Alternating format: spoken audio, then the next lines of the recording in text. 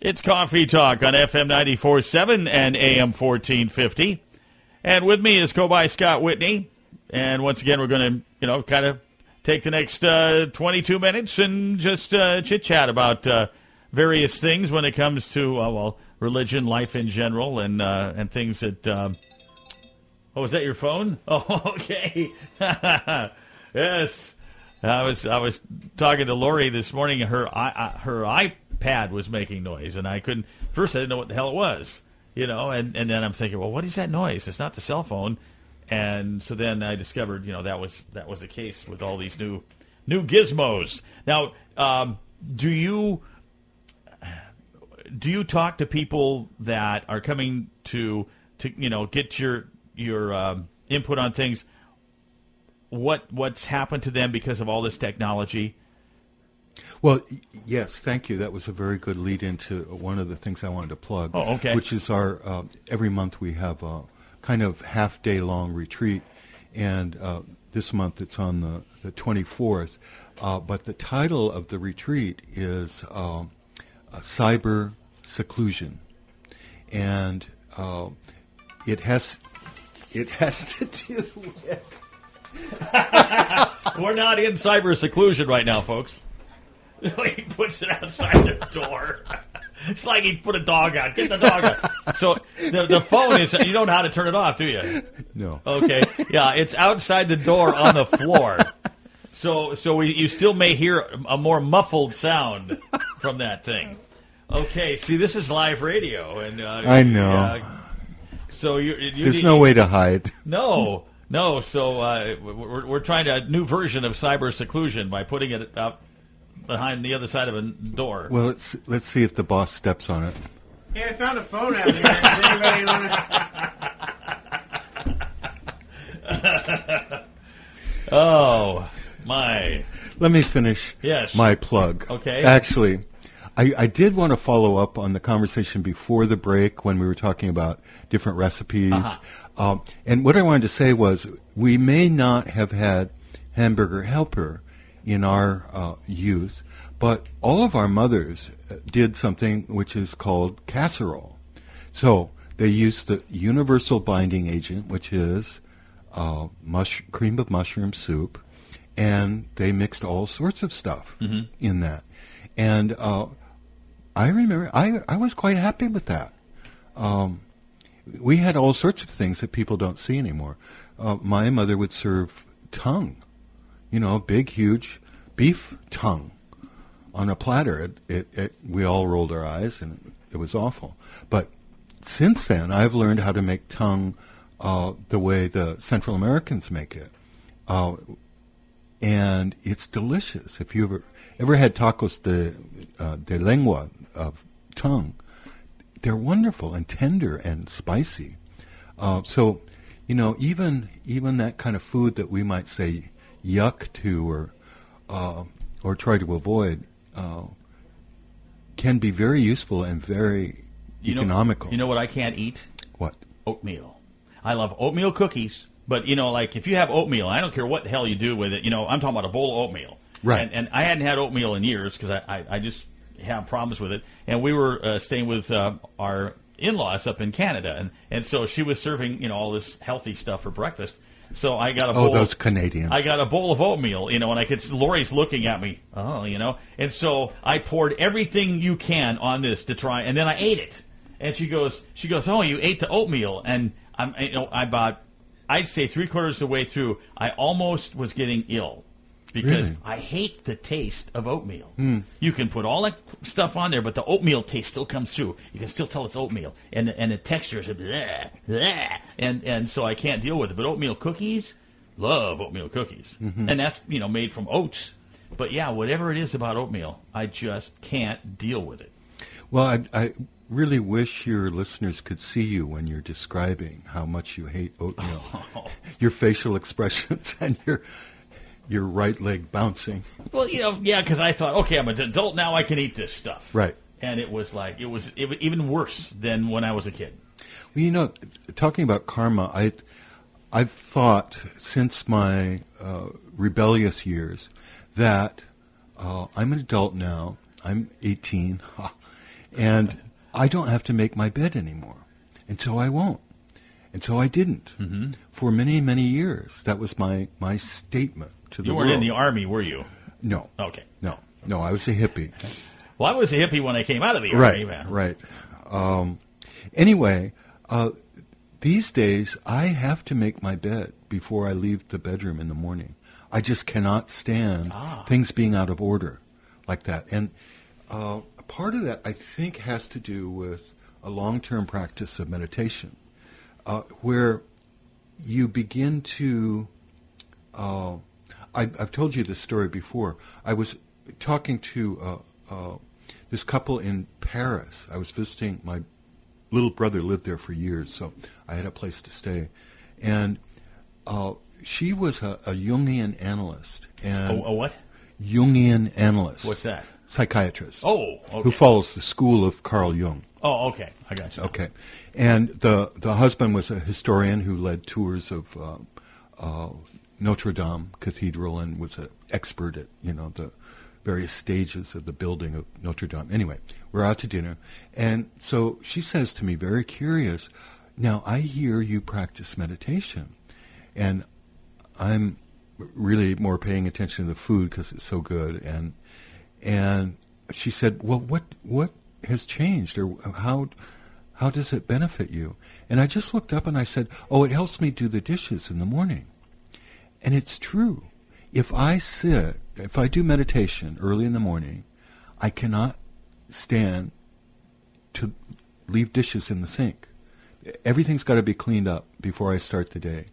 And that was not me before. So you go, do the dishes. No, I don't even think about doing the okay. dishes. No, it's the farthest thing from my mind.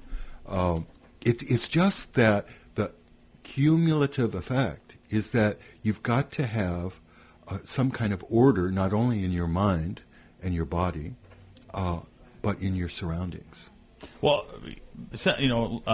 Lori's a neat housekeeper and stuff, and so when she would sometimes go to North Carolina when her brother was living there, she'd go there before their mom would be gone for a couple of weeks sometimes.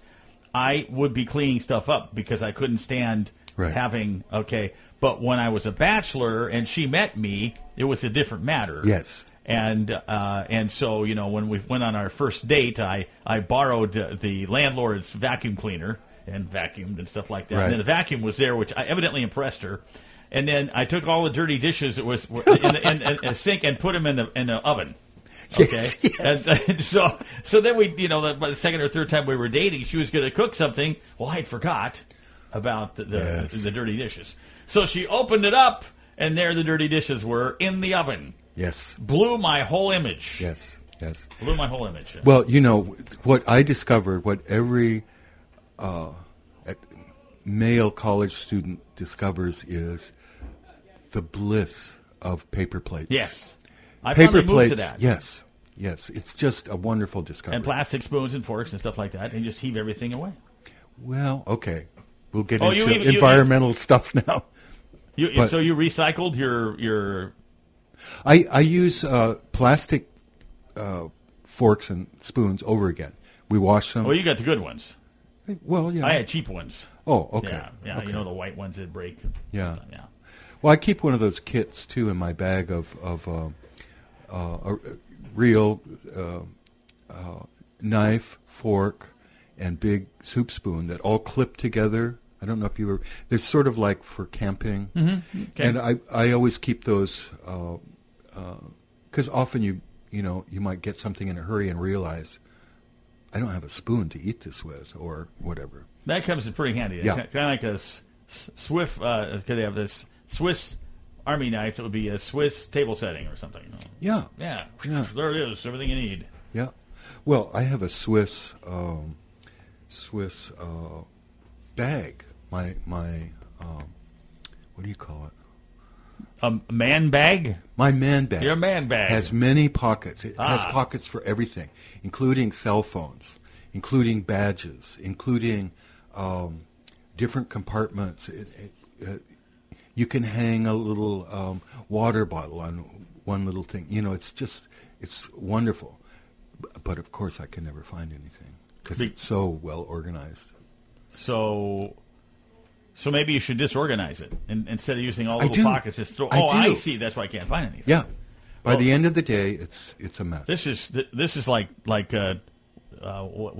true. Martha Stewart's True Household Confessions. Oh yeah, True Confessions right here. Yeah. Well, we're going to take a break and work on some more. Talk on FM 94.7 and AM 1450. Kobai Scott Whitney is our guest today. And, of course, our listener line number, 533-5259, 533-KBKW, the number to call. Well, any more true confessions there? No, I think I think that's enough for the day, and I'll ask for forgiveness. Yes. What goes around comes around. Karma. Well, now what kind of karma stuff can you get for saying a true confession? Well, no, that's a good thing. I always go to Father Dale at St. Andrews and tell him I've been bad, and he forgives me. So it's a good interfaith arrangement. It's interesting because you have a real good relationship with the other churches, but then you're kind of a student of theology in a sense. Yeah. Well, if you're trained as a chaplain, the real job of chaplains is to facilitate all religious beliefs. So if you're a chaplain in a hospital or in a prison, as I've been, you have to walk in a room and deal with a person who's maybe a Sikh or Episcopalian or Presbyterian, for God's sake, and you have to know something about what they believe. You don't have to know everything, but you have to appreciate what their needs are, who to call, like do they need last rites? Do they want to talk to their own pastor? Are they active in any church? And I've been asked to leave the room in hospitals. No, I do not want to talk to any religious person. Ever. Get out. Real anger. Mm-hmm. And, our churches have wounded a lot of people and for various reasons. And so that's karma too. Well, it's something that happened to my grandfather. They declared him dead somewhere between 4 and 5 times. Then he'd go into the death rattles. And the reason this was occurring, he was Irish, Catholic Irish. And when he was dying, he wanted his last rites. Well, the priest that they had at the hospital told him that since he hadn't been to church in 20 years, that he would have to pay $300. Now, that's a lot of money back in 1955. A lot of money. And so, of course, my dad, being my dad, was so enraged that he grabbed the priest and started dragging him down the hospital hallway to throw him out of the building. Of course, then they stopped him and stuff. And then when they found out why my dad acted the way he did, there was no charges filed because they felt that he had a right to. And then they finally were able to get a priest there on his 4th or 5th, almost dead but coming back, to give him his last rites, and then he passed on. Yeah. But I mean, when I was a little kid, when they came home, my dad, my mom, and my grandma were just irate, and they talked about it over and over and over again. Yeah. And I think they even contacted the local Catholic church, going, "What the hell is this?" Yeah. Because he believed that he was going to hell, so he was holding out until and then to try and basically get what would you call it? Not embezzle. That's not the right word. Extort. Yeah. $300. Yeah. From a dying man. Yeah. Or a family or whatever was nuts. I know. It was nuts, and that really that really changed my attitude at a very very young age about certain things about religion. Yeah. Watching this whole thing happen. Well, any human institution is going to have jerks. Oh, this guy was a jerk. Yeah. Any name you can think of. And they're also going to have wonderful saintly people, too. Yes. And it's just whenever you get human beings involved in something, there's no guarantees. So our spiritual practice has to work with the jerks we come across, as well as with the people we admire for their compassion or their saintliness or whatever. Well, yeah, Mother Teresa. I mean, what can you say about her? Oh, no, wait a minute. You're making a weirdo. So you're turning all red. You must know something about her that we don't know. I do. Okay. Well, I've very political, or yeah. I don't want to talk about that. Okay. Actually, Ooh. yeah. It's wow. No, because that's a different religion than mine. Well, I realize that, but I mean, I don't. Good works is good works, but evidently she's got more credit than she deserves. No, Oh. I wouldn't put it that way. Okay. I would just say that like everyone, she had certain personality, temperament issues that were very problematic. So Okay. that's all. All right. We'll stop right there. I was raised Catholic, so I do have a little standing to. Well, yeah. I was just trying to pinpoint, like somebody that was, but evidently there's. You can go on the web and see, Google some investigative reports on her operation and her people who have been around her for many years have left memoirs and stuff. So there's plenty of material if you feel like you need to find out. Who in your knowledge was somebody that really was what people thought? I mean, when it came to compassion, good, in touch with the great beyond. Well, I think I've been able to meet several people in my own life, but I would name the Dalai Lama as one of those because